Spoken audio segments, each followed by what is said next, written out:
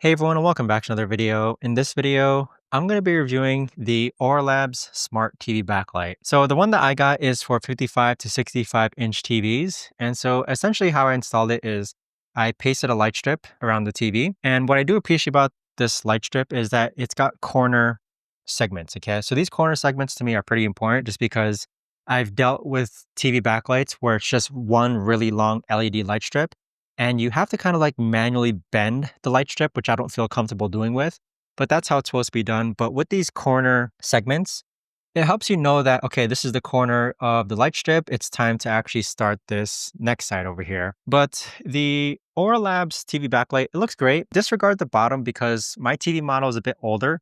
So the bottom is thicker. So the light strip actually presses against the wall. So it's not the backlight's fault. But from having used over 5 different TV backlights so far, I'm pleasantly surprised of how this turns out. The Aura Labs app is very easy to use. You can set up timers. So my timer is that I have this manually set to turn on every day at 4 p.m. And I also have it manually, or I have it automatically set to turn off every day at 11 p.m. So this is our main bedroom. My wife loves it. You can adjust the saturation, the brightness. You can also calibrate it. So something with other TV cameras that I've tried doing before is sometimes they don't even let you calibrate the camera. So that leads to inaccurate color displays.